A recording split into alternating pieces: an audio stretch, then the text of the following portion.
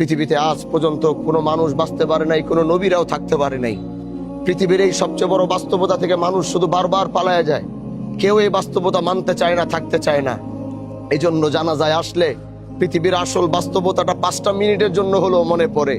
আবার এখান থেকে বের হয়ে যাওয়ার পর আবার শয়তান এরকম এক পর্দা চোখের সামনে ফালায়, আসল বাস্তবতা থেকে বারবার আমাদেরকে হারায় ফেলে। এজন্য আজ যে মাইয়ের চলে গেছে, এখানে একটু দাঁড়াও, এখানে একটু দাঁড়ায়া এই খাটিয়ার দিকে তাকাও, ওই সাদা কাপড়ের দিকে তাকাও। আমি হানজালা কত সুন্দর শেরওয়ানি পরে আছি, আমি এই মুহূর্তে মরে গেলে শেরওয়ানি খুলে ফেলবে, কেউ খুলতে না পারলে কেচি দিয়ে কাইটা ফেলবে। আমার ওই কাপড়ই পরতে হবে যে কাপড়ে কোনো রং নাই, ঢং নাই, সেলাই নাই, কিচ্ছু নাই। এই জিনিসটা মানুষ বিশ্বাস করতে চায় না, এই জিনিসটা মানুষ মানতে চায় না। এজন্য জানাজার এই নামাজ থেকে এতটুকু শিক্ষা নিয়ে বাড়িতে যাও যে একটু পরে আবার তোমাকে গোসল করা এখানে রাখা হবে। যে মানুষগুলো তার জানাজা পড়তে আসছে, এই মানুষগুলো আবার তোমার জানাজার জন্য হাজির হবে।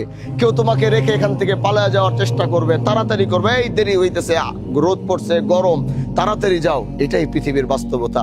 আল্লাহ আমাদেরকে মৃত্যুর এই প্রস্তুতি নিয়ে আল্লাহ আমাদেরকে যেন কবরে যাওয়ার তৌফিক দেয়।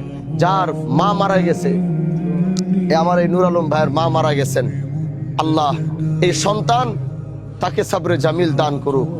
মার ছায়া রহমত আজকে থেকে সে হারায় ফেলছে। ওই মার থাকবে না যে রাতের বেলা ওইটা সন্তানের জন্য দোয়া করত। আল্লাহর কাছে দোয়া করি তার মাকে জান্নাতের আলা মাকাম হযরতে খাদিজা, হযরতে ফাতেমাদের সাথে আল্লাহ তাকে একই জান্নাতে থাকার তৌফিক দিক। এই সন্তানকে আল্লাহ সাবরে জামিল দান করুক।